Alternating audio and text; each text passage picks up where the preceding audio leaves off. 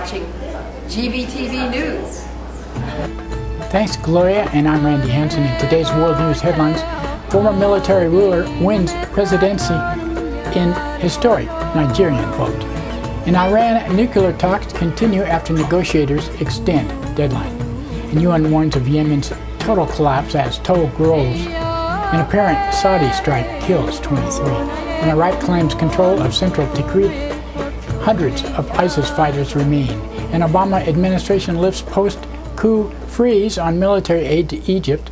And Palestinian membership in International Criminal Court takes effect. And backlash prompts Indiana to correct anti-LGBT law. Arkansas is set to enact its own. And Obama commutes prison sentences of 22 drug offenders. GVTV News is broadcast on Grass Valley Television, division of Rural Counties Television Network, whose focus is on community involvement. We also air on NCTV. But before these stories, GVTV News would like to thank one of our underwriters who supports your only visual video news media in Nevada County. That's right, it's us, GVTV News.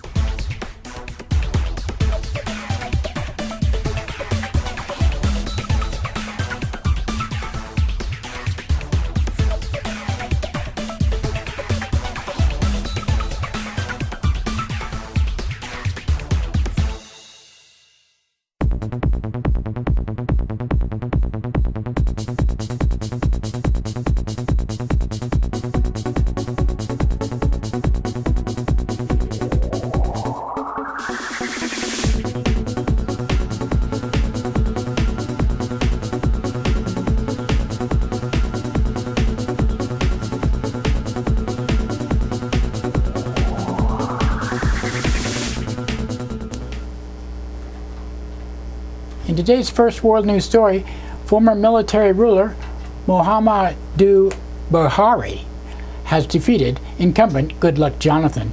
In Nigeria's presidential election, Jonathan conceded after results showed him losing by some 2.7 million votes. It is the first time a Nigerian opposition party has risen to power through a democratic election.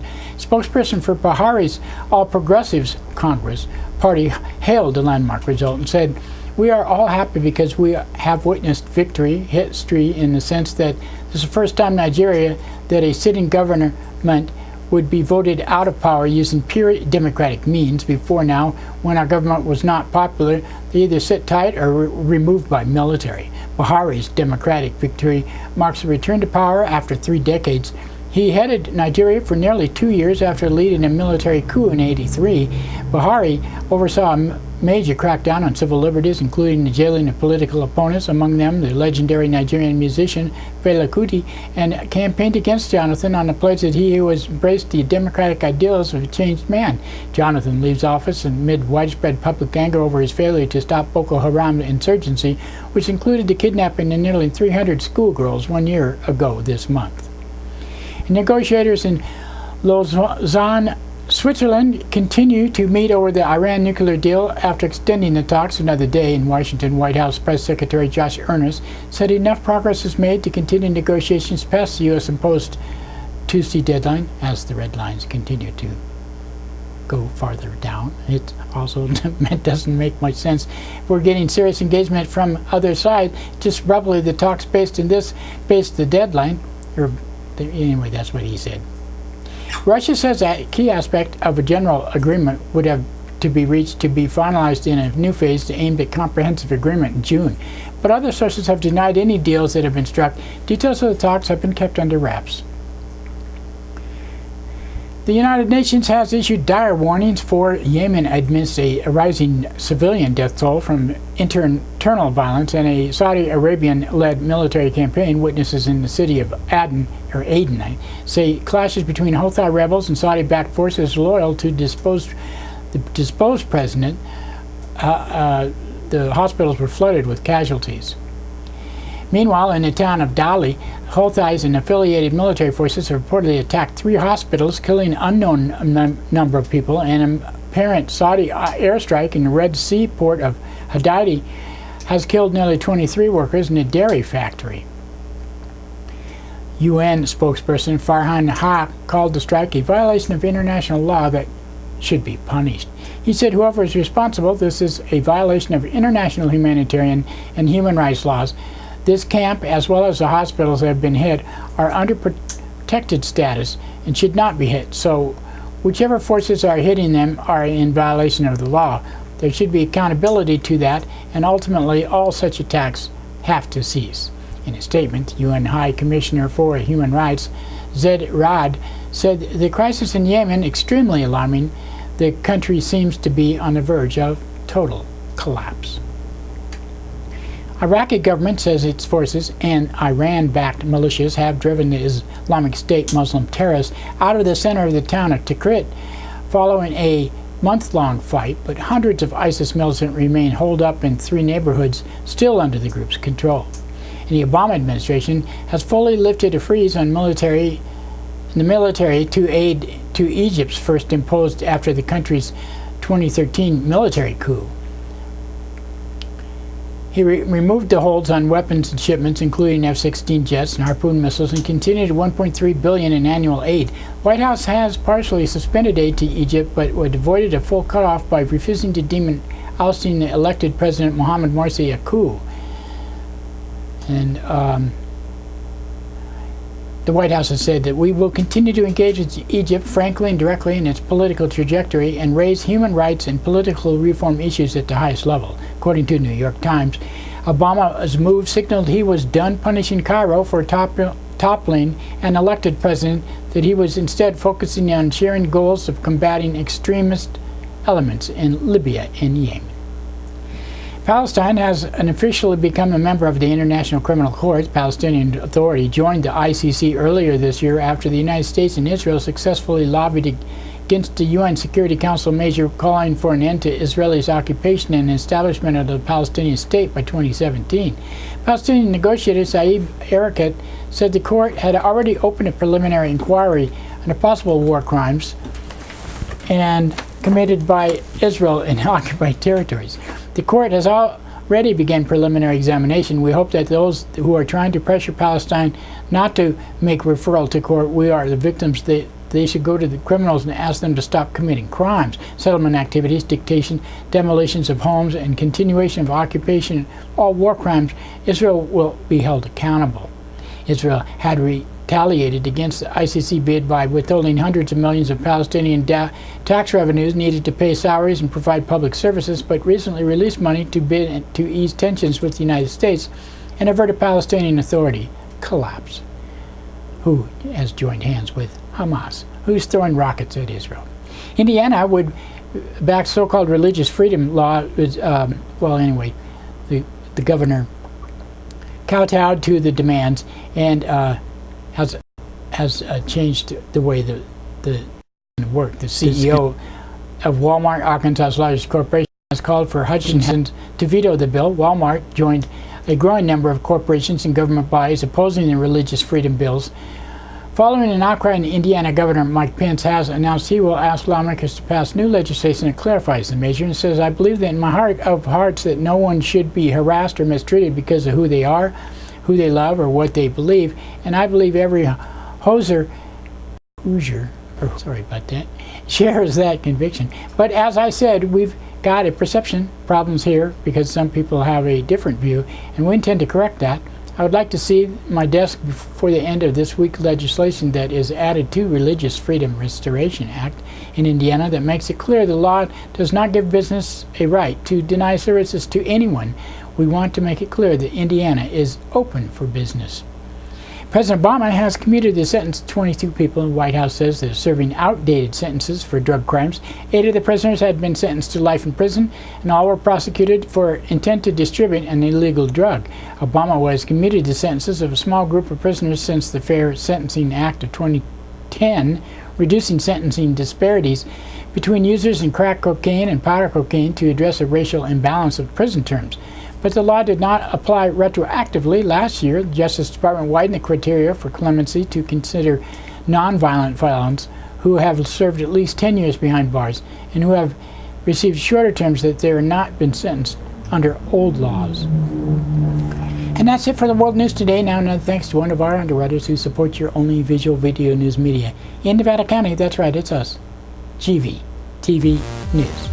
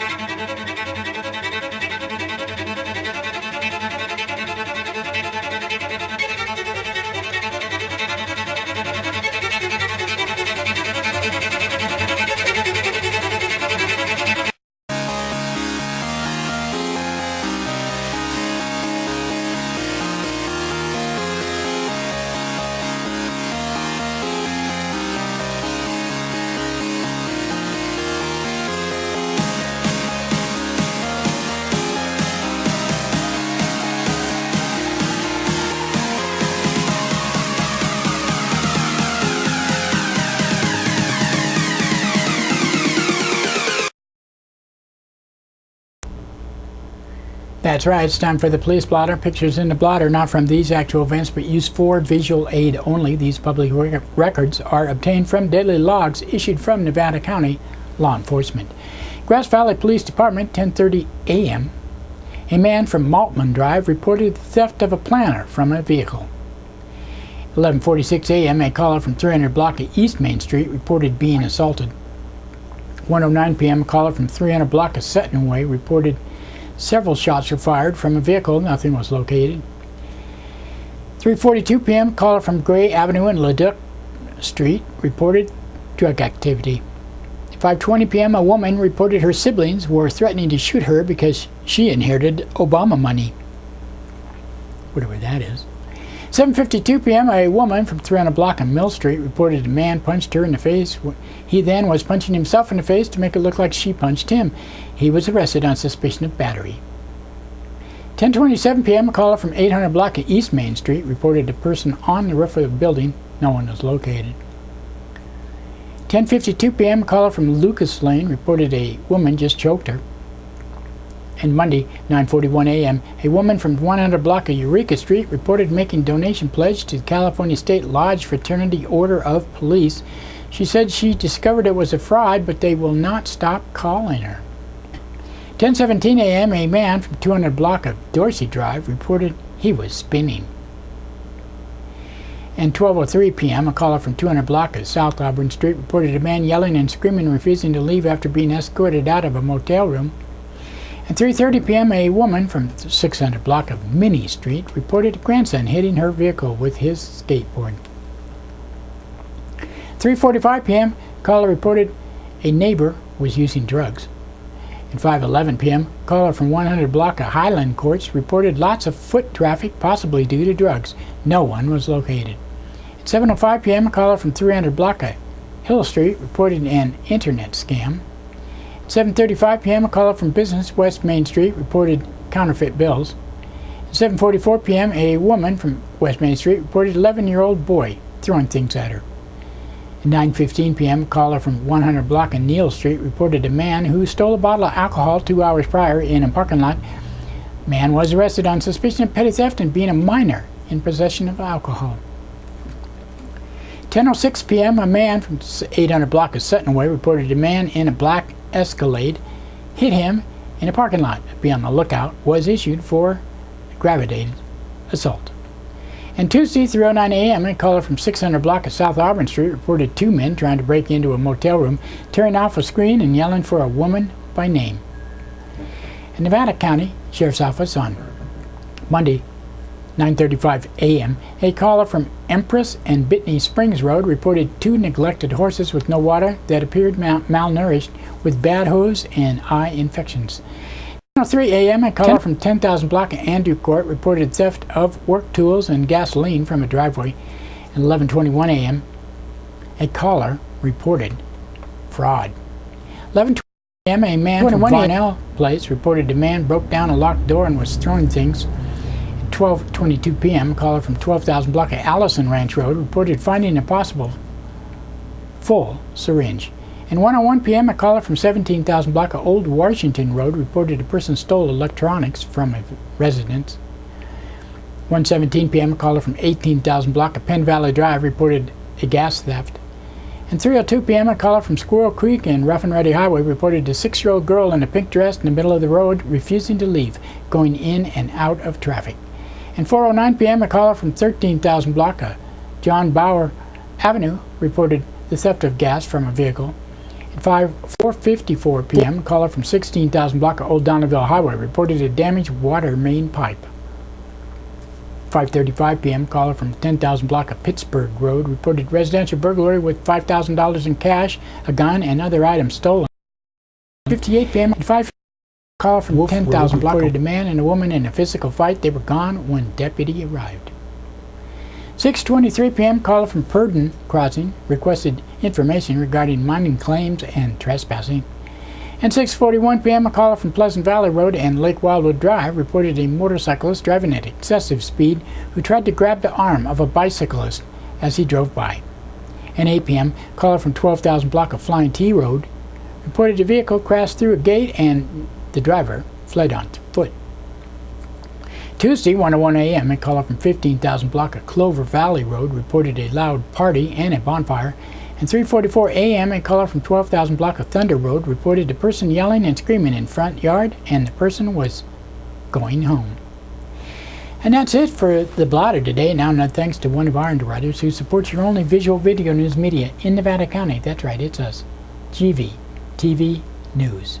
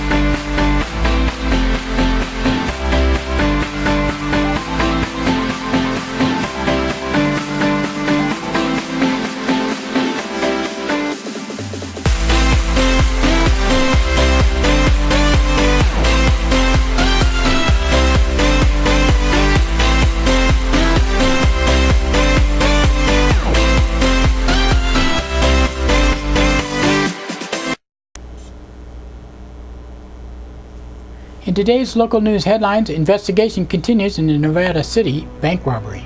And Free Mental Health Services Center hosting mental health fair. Nevada City police officers are continuing their investigation of armed robbery in the local bank Monday afternoon and are still looking into a possible connection with a vehicle that eventually crashed into Cedar Ridge area. As of Tuesday early evening, stills from a surveillance video inside the Tri-Counties Bank had not yet been released to the public. Stills reportedly included images of the suspect, who was described as between ages of 20 to 40, with blonde or reddish hair, slender build, and between 5'8" to 6 foot tall. Robber was described as wearing blue or purple button-down shirt and tan or khaki pants and had a black ski mask on, said Nevada City Police Sergeant Paul Rode. Nevada City and Grass Valley Police and California Highway Patrol officers responded to the call of an armed robbery at the Tri-Counties Bank located at 305 Railroad Avenue at about 1:15 p.m. The man, who was reported to have a handgun, and was said to be carrying a black backpack, fled on foot towards Pioneer Park, according to dispatch reports. Upon arrival, officers cleared the area of any suspects, obtained witness statements, and reviewed security footage. No suspects were located at the scene of the crime. Shortly thereafter, calls were received of a suspect vehicle driving up Gracie Road, then heading up Banner Lava Cap and Idaho, Maryland roads, according to dispatch reports. Officers subsequently located a smashed vehicle on Burma Road. Man was taken in for questioning, though a second subject reportedly fled on foot. Incident is still under investigation. It has not been confirmed if the two subjects involved in the crash were connected to the Tri-Counties bank robbery. In June of 2014, the same Tri-Counties bank was robbed by a man now dubbed as Bad Breath Bandit. The man stole more than $13,000 from the bank a few hours after unsuccessfully staking out a Grass Valley bank. That man has been linked to two other Northern California bank robberies by the FBI in Los Molinos and Tehama County, and one in Durham near Chico. Anyone with information about Monday's robbery is encouraged to call Nevada City Police Detective Luke Holdcroft, 530-265-4700, 265-4700. Spirit Peer Empowerment Center, which is a nonprofit, free, health-based center open to anyone facing mental health challenges, has recently opted to focus more on getting participants actively involved at the center, and they are seeing positive results. For a while, we were inundated with people showing up simply looking for basic needs like food and a shower because there's gaps in the homeless service during the day, said Executive Director Barbara Lindsay Burns. But now we're back in line with our mission, and it's making a difference. We're seeing more of a commitment from participants. Situated in a large home on 5 acres, trained peer supporters at the free self-help center offer acceptance, supportive conversation, and education to anyone who walks through the door. But recently there has been a new emphasis among staff to get participants more actively engaged in their own path of recovery. All services are free, confidential, and open to the public. We're in place where people with mental health challenges can come to be open and honest, said Outreach and Development Coordinator Lorraine Stowe. But we want participants to get involved on a regular basis. We want to give hope to those who don't see a future for themselves. I tell people, if I can make it, you can too. The key to getting people involved is to meet them where they are, said peer supporter Janella Kirkman, pictured here, who just finished an 80-hour peer support certification. Services are designed to get you on your path to a positive way, no matter what that is or where it is. Participants are encouraged to attend regular classes such as a beginning computer course. We teach these classes as if a person has never used a computer, because many haven't, said Stowe. They learn what a computer is and then learn to use a mouse and eventually set up an email address and develop a resume. Many career centers assume you know how to use a computer, and even places like McDonald's and Kmart require you to go online to apply. Another new course just added to the schedule is How to Eat from Food Bank, which shows participants how to make the best out of what they get. For example, different ways to cook beans and to buy food with food stamps only after they see what they are able to get at the food bank. We also teach a life skills class, which can include hygiene, filling out a job application, and learning how to dress. Many people have a hard time walking into a job interview for the first time. Those who come to the Center for Basic Services are also encouraged to take advantage of the support groups available, such as training for new volunteers, peer counseling, aka supporting, a garden project, bipolar support, dual diagnosis groups, and depression and anxiety support groups. These can help fill the gaps between therapy appointments, said Stowe, which are often only once a month for those unable to pay out of pocket. Although a range of mental health agencies routinely refer people to the center, Stowe said they are taking steps to increase collaborative relationships with even more organizations. On April 18th, the Spirit Peer Empowerment Center is hosting a mental health awareness fair from 11 a.m. to 3 p.m. on the grounds outside the center. The goal is to destigmatize mental illness and instead focus on mental health. We will be bringing together multiple local resources and agencies with goals for better serving this community. We want to become the hub for mental health services. We encourage anyone who would like to participate to contact us. We hope a lot of people who have never been here will come and find out more. This place gave me direction, and I learned everything I learned that everyone has something to give, says Kirkman. We want to reach out to those homeless people in the park who think no one cares. Many have been labeled and shot down so many times they think no one believes in them. Well, we believe in them. I'm determined to show up with love no matter what. Great program.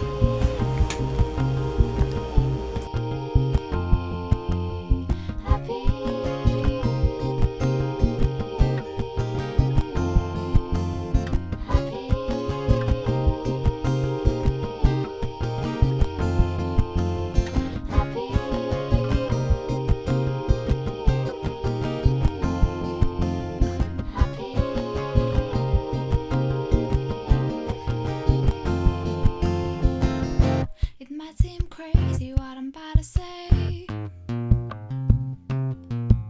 Sunshine, she's here, you can take a break. I'm a hot air balloon, I could go to space. With the air like I don't care, baby, by the way.